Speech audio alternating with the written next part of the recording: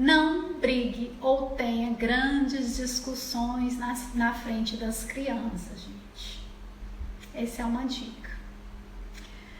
Às vezes a gente está passando por alguma mudança, alguma preocupação, algum problema financeiro.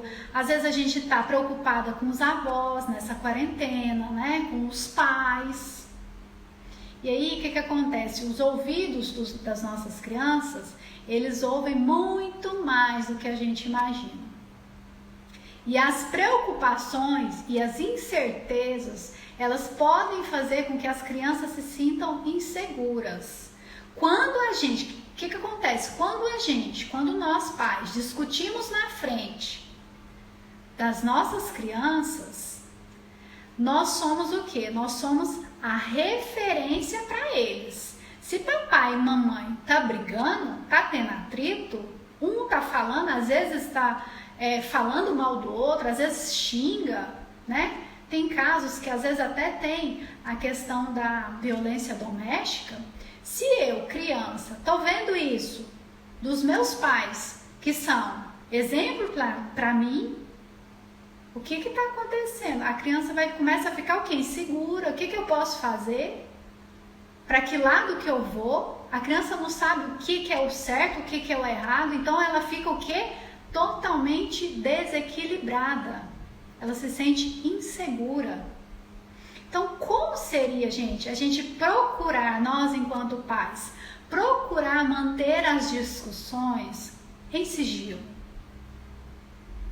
Né? É claro que algumas coisas não tem como a gente controlar o tempo todo. Mas como seria nós, enquanto pais, a gente procurar, né, tirar o tempo para discussão? Vamos ali, vamos conversar, vamos resolver a questão sem esse atrito na frente da criança. Para quê, gente? Sabe para que isso? Para que as crianças possam ser crianças e que para que elas possam viver a infância delas. Elas precisam disso, porque senão elas vão ali ficar o tempo todo insegura. Meus pais, quem tá certo, quem tá errado?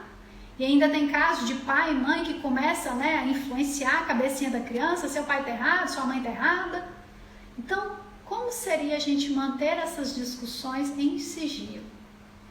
E aí, pesquisadores, gente, eles dizem o seguinte, que nem todo conflito é problemático para as crianças. Nem todo conflito é problemático para as crianças. Mas, se os pais criticam um ao outro, se eles são violentos, abusivos um com o outro, ao invés ali deles resolverem, né, os problemas, as situações, os conflitos, o que acontece?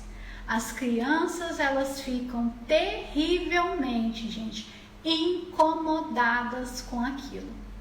Porque elas não sabem o que fazer. Elas não sabem o que falar, elas não sabem como agir. Então, elas ficam incomodadíssimas com esses conflitos.